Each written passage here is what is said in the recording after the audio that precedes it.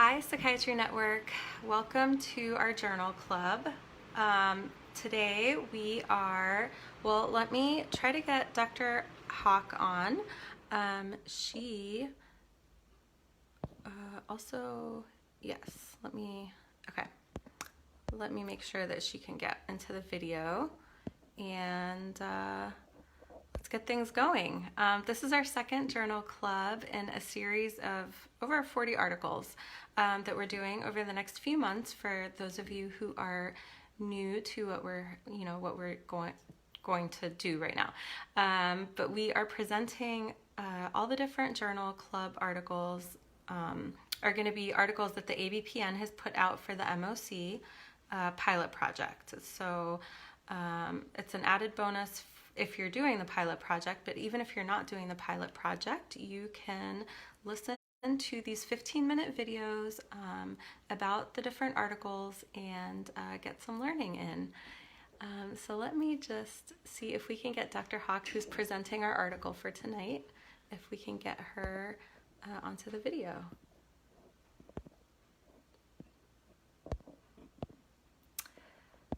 And I hope everybody's doing well tonight. Just give me one moment. Okay. Okay, I think we have tagged her. So let's see if we can, so today's article, by the way, and okay, sorry, I need to do a couple of things. One, I'm like really not prepared, so it's been a very, there we are, very busy evening. So I'm just gonna pull up the information that I need, and oh, there we go. Hi Heather. This is Dr. Heather Hauck, everybody. Can you hear us? Yeah. Hi, it's cutting out a little bit. Are you, how's the audio for everyone? Maybe it's just me. I might be able to fix Oh, something. yeah, that's a little bit better. Are you there? Mm-hmm. Okay, all right, great. Okay, now I can hear you. Okay, so I wanted to present or to introduce Dr. Hauck. Am I pronouncing that right, by the way? So we are Facebook friends, and we've met once in real life, but I just want to make sure that I'm pronouncing your name right, because I don't think I've ever... I am frozen. What's that? I'm frozen. Oh, you are a little bit further. Do you Yep. want to take yourself out of the video and then try to rejoin, maybe? That might help.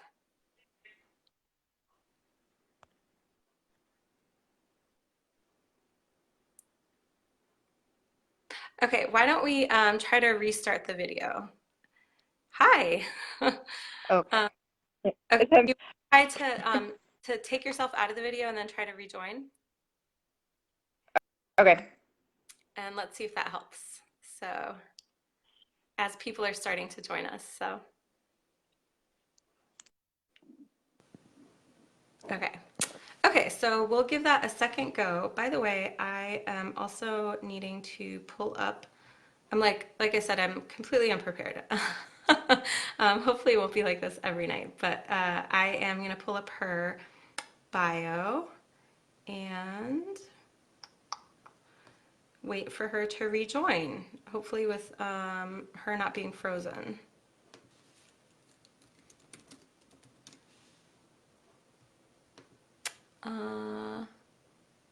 Hi. Oh, there we go. All right, let's try one more time.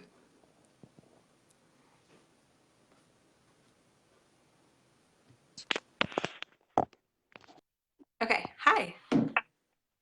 Hey, Oh, is it working now? yeah, I don't know what happened. So, okay.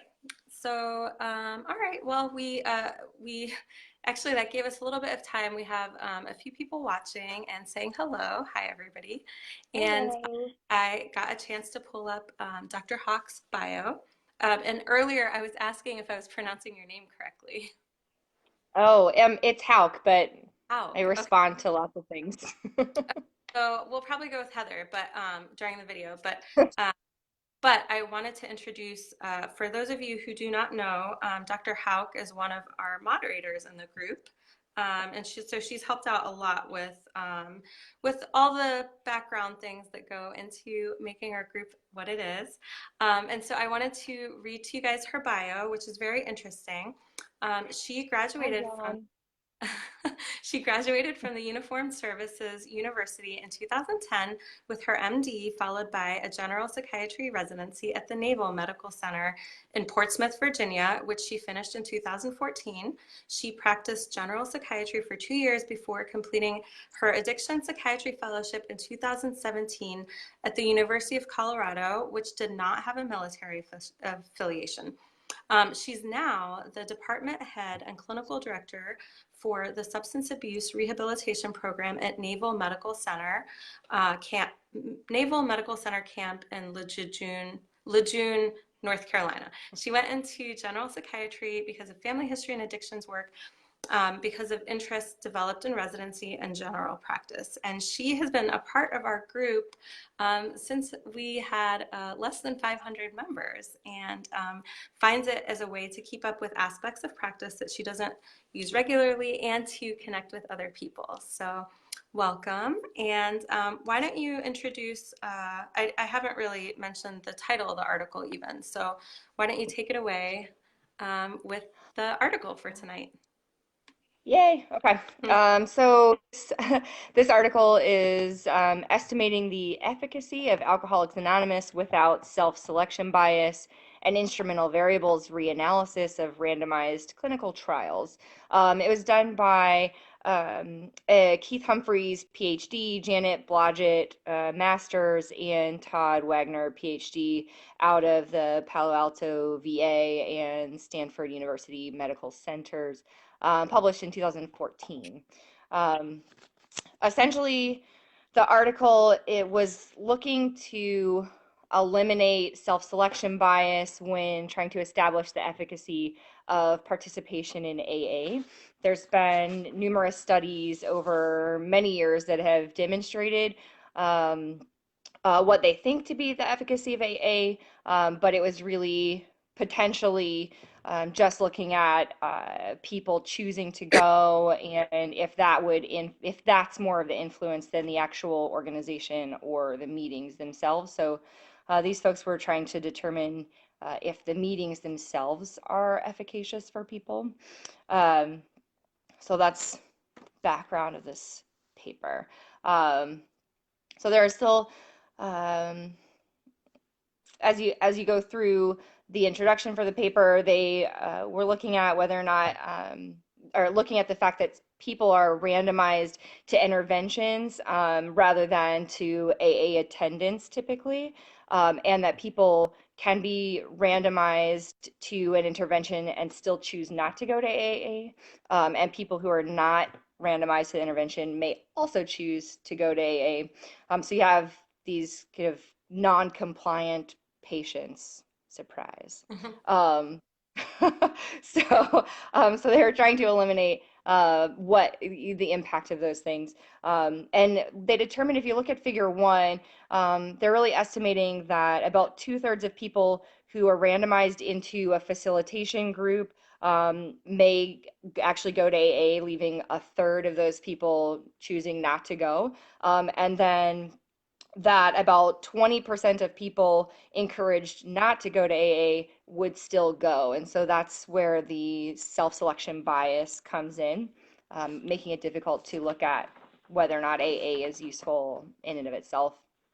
Um, and so there you go. All right. We're moving into the materials and methods. They looked at essentially 5 randomized trials, one of them being Project Match, which is 2 parallel trials. Project Match looked at people who were in an inpatient facility and then discharged, and then they also looked at solely outpatient population. So they counted those basically as 6 total patient populations, um, 4 from different trials and then 2 from the Project Match trials. Uh, they went in and looked at each study had looked at the same demographics, so age, gender, race, ethnicity, education, marital status, and employment status. Each study had different treatment functions, but they were able to divide them essentially into an AA facilitation intervention versus a not an AA facilitation intervention. Each study had different AA facilitation groups, however, so a couple of them did 12-step facilitation. Um, a couple of them just looked at like CBT type interventions. Some of them looked at actual intervention of 12-step related tasks as their intervention. All of that is in one of the tables in the paper if you're curious about what each study actually did. And then they looked at the main outcome variables, which they considered to be percent of days abstinent and percent of days attending a meeting during the month. Um, so those are the 2 things they looked at. They did it over a timeline, including at baseline and then 3 months post start of treatment and 15 months post start of treatment. I was a little confused in the way they described this, and so I don't know if any of you have actually read this article yet. Um, but all of the studies had actually different timelines that they were looking at, and so it seems like they estimated a bit as they were plugging people into the timelines, Okay. and they didn't. I don't think they did a fabulous job of explaining exactly how they did that, but alas, that's where they went. Mhm. Um, and then they wanted to know whether or not they could actually use the data together. They wanted to pool the data. So they did that with regression lines and child tests. And if you want to look at all the math in that, feel free. I think child tests are really confusing. But they essentially determined that all of the previous studies were able to be pooled because their data was similar and or the demographics of the patients was similar enough, with the exception of the aftercare group in Project Match. That's the patients that were part of an inpatient treatment prior to this or during the study. So they pooled 5 sets of data and then they pulled out the Project Match aftercare data. They also analyzed it, they just did it separately from everything else. The next thing they looked at was whether or not they were going to be able to do what they wanted to do with instrumental variables. And instrumental variables are also a bit confusing if, like, just from a stats perspective. It's really looking at variables that are influenced by other variables, not that they're dependent on each other, but that they just impact other variables. So it's how they're looking at self-selection bias to take out that piece from the data they're looking at. So they used 2 regression models to account for the fact that going to meetings is chosen by the person. And then they regressed that on demographic variables and got what they were looking for. I don't understand the math. Don't ask me questions on that. But basically, they decided that based on the math they did, they could use these instrumental variables for this study for both meetings and abstinence days. They were looking particularly at how strong the predictive factors are, and they needed a number greater than 10, and they got numbers much higher than 10. One was 139, the other was 20. The lowest was 12.4 for the match aftercare group, and that group just caused them all kinds of problems for the whole study. But that was the lowest. Um, it's that's an interesting group. All right, so then they actually looked at their instrumental variables and more math. It essentially they found that an increase in meetings was significantly associated with abstinence days at both 3 months and 15 months in the pooled sample. Okay. The explanation of what that means, because the data, this is data they did not do an awesome job of presenting in a table. There is a table if you're interested in looking at it. It's table 3 where they discuss a little bit of this data, but not all of it. So in table 3, you can see what they're talking about as far as that B variable.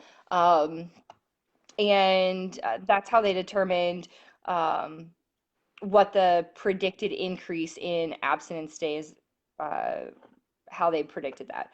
And they looked at a 1% a 1% absolute percentage point increase would get you about a third a percentage point of an increase in abstinence days. So one additional meeting got you a third of a day of abstinence, basically, um, which is pretty good. So they looked at, to start with, people were at about 32 at 3 months, or the baseline was about 32% abstinent days, and they got people at 3 months up to 77% days of abstinence, and then 74% days of abstinence at 15 months, um, as an estimate based on that 38, the 0.38 B variable. It makes sense if you read the article. Um, so essentially, they looked at 20.6% increase in meetings gets you about 11% increase in abstinence days. That's all that. Okay. Okay. There, I don't see any questions, but um, Yeah, if any, I think this is the most confusing part. you think what? I think this is the most confusing part because there's not like I would have liked to have seen some of this data, the all of that data presented in the table or in a graph, and it's just not available. So it's all just words Yeah. in the paper, which I Yeah. find confusing. Um, but all right, basically they showed increased number of meetings gets you increased absence days, 3 months and 15 months post intervention. So where's my next page? There's my next page. I put it on the floor, actually, my next page. All right, so they're still looking at whether or not there were places that this information is not useful, or where it could be still potentially biased, which or flawed, which is quite a good bit. So if you remember at the start, they were trying to determine whether or not AA is useful in itself versus just facilitating people toward AA. And what they determined is that based on the variables they were looking at, they've essentially shown only that going to meetings is useful, but it doesn't help determine whether or not people's participation is useful, or how much participation would be useful. So it's really just looking at attendance of meetings. So they're still maybe not showing exactly what they wanted, but they have shown that the facilitation is not all of it. You get more benefit by people actually going to the Mhm. meetings. They were also able to show that it is independent of self-selection, so that people, there's a benefit there based not just on the people who would have chosen to go anyway, because they're able to take out the people who chose to go, even though they're not in the treatment groups, because of how they did the instrumental variables. Makes sense? I hope so. Nobody's commenting. Okay. um, so the other big piece out of this study is that the benefit for patients persisted for over a year. So previously and kind of historically, people really focus, and I think still even, people focus on acute interventions in addiction, um, when really the focus should be on long-term maintenance of recovery. And this is really what they it seemed to be kind of the biggest piece of this for me anyway, um, is looking at the long-term benefits and not just the acute benefits, even out past the year mark for these particular studies. Um, they also looked at why the data for the match aftercare group was so different from everybody else. They really found that those people did not have statistically significant differences in their meeting attendance, nor did they have statistically significant difference in their days abstinent. And they are predicting that it's because those people were so immersed in 12-step education and AA attendance during their inpatient treatment, that essentially they were saturated as a group, that whoever was going to get benefit out of AA got it, and that they weren't going to get more. So they used that then to essentially surmise that maybe the people who get the most benefit are people who go from not attendance to some attendance, or very little to very consistent attendance, rather than kind of moderate, starting at a moderate level, which kind of further helps solidify some of the data that we have in addictions for using involuntary and coercive treatment for people, that even if you're not motivated to go and you would have otherwise not chosen to go, that would still, it's still beneficial, as people are exposed to the treatment, Mhm. and in this case, AA. Um, so that was what they got out of it. Again, I think overall the information is good. I would have liked for the article to have been presented, or the data to be have been presented in a little better way, maybe a little more visual, in the results section. But and I don't know enough about the stats analysis. I had never heard of variable or instrumental variables before, and had to look that up and do It's some not, education. sorry, it sounds like this is not something that's been previously used in addictions research in the past, right? Yeah, yeah, exactly. To the field. So, um, and then the point about, whether attendance or the content, it sounds like, of the meetings is useful, reminds me a little bit of some of the research about psychotherapy, which is like, I once heard a statement in residency by, one of our supervisors that said, any therapy, like even bad therapy, is good therapy, essentially, which is just the Right. actual act of like meeting with somebody once a week, even if the content of the therapy or the therapeutic technique is not that great, like Mhm. even the most basic types of therapy are going to be useful. So it sounds like that's similar with AA, which is kind of good to hear. Right, yeah, just attending, showing up to the meeting got an increase in abstinence days, which is pretty Yeah, important. it says a lot about community and people, Mhm. like, feeling supported by other people. So that's probably the more Right. important, is what it sounds like. So, Yes. yeah. Yeah. Any other like take home points or anything that you want to emphasize about what you found, or anything that you would even change about your own practice based on this article? Um, I I don't think so. I mean, I think it mostly just solidifies some of the things that we emphasize in a lot of programs anyway, which is 12-step participation, and not necessarily AA, but there are other 12-step programs too for people. And this article doesn't really look at some of those other programs, so it would be interesting to see in some comparison between AA and the other types of 12-step meetings, if it's just a meeting, or if, again, if it is content or what people are doing in AA, if they're working the steps versus not working the steps, and how that kind of um, helps with people. But I think it does help to solidify 12-step based programs, running them in that way, emphasizing attendance outside of the program, that just showing up to Yeah. treatment. You know, you can get more if you if you participate in AA.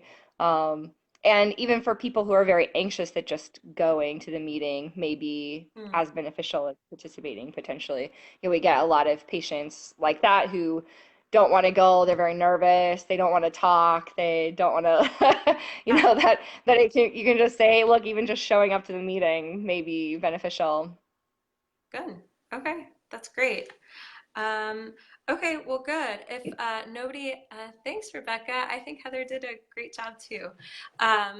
So if nobody has any questions, we'll wrap up. I will put, after the video ends, I will put the link up to the American Physician Institute who's sponsoring the CME. And there's 3 questions that you can answer to get the CME. I will also put like a little bit more detail in how to, because I got a lot of messages over the past week, and we did have like a technical issue last week, but aside from that, just some more detailed instructions for how to actually get to the CME questions, especially if you did not sign up um, an account yet. So I'll put that in, and we will be reconvening in 2 days. With Dr. Julie Pittman on another addiction topic. It's a buprenorphine article on Wednesday night at 7:30 p.m. Same time, same place. So thank you again, Dr. Hauck, and everybody. Will see you later. Thanks, guys. Yeah, take care. Bye. Bye. Bye. Yep.